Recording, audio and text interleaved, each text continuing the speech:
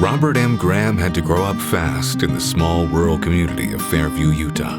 His father passed away when he was just 5 years old. His dear mother was a guiding light and inspiration to him. She was also a beloved first-grade school teacher. I have nothing but admiration and love for my mother.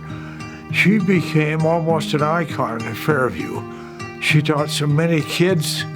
My mother was 96 almost when she passed away. And we went to the funeral in Fairview where she had taught for so long. I was amazed the chapel was filled. Kids that she had taught came back to honor her. Bob began his higher education at Snow College, where he said his greatest success was meeting his future wife, Joyce Sorensen. He served a mission for his church and enlisted in the military. Following his service, he returned to Utah and, inspired by his mother, studied education at BYU, and then made a turn. Then my permanent assignment was up in Fort Lewis, Washington. I was up there by myself for 6 months. My wife was in Provo teaching. After the 6 months, she joined me up at Fort Lewis. And I got thinking, golly, I think I'd like to make a little more money than teachers make. And so I decided to go back to BYU and do all of my accounting in 1 year. And I was able to do that. And then when I graduated from BYU, I got an offer from the steel plant down in Orem. And I worked out there for about 6 months, and I was bored. It was the very same thing, day after day, the same report. I thought, I don't want to do this the rest of my life. I want more variety. I'm going to leave and go to law school at Utah.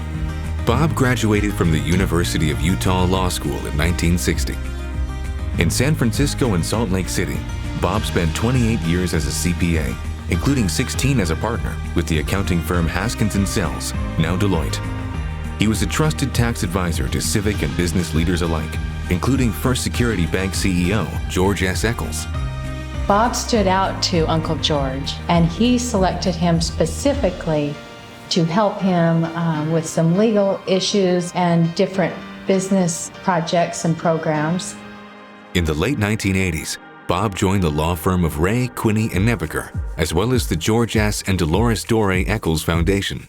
He was named to the foundation's board of directors in 1998, and he continues to play a key role in its financial management and grant-making programs in his position as secretary, treasurer, and general counsel.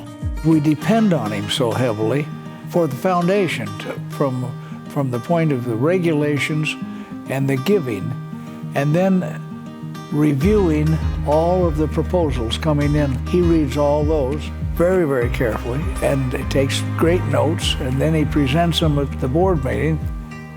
His commitment, and I don't think he's ever missed a day of work. Bob is an example.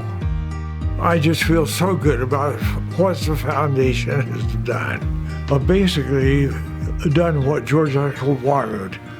I remember him telling me, I made my money in Utah, that's where I want the money to be given. So he has been so critical in our work here at the university. Bob's impact on this university and this state cannot be overstated. From his small-town values rooted in Fairview, Utah, Bob's ideals of hard work, attention to detail, kindness, and serving others have never wavered. It is who he is, and people across this great state and the University of Utah have been blessed by this good man. My wife passed away 8.5 years ago. What I want to do is continue doing what I'm doing. The alternative would be to sit home all by myself. I want to stay busy. I want to be with people. I can do that by continuing what I'm now doing.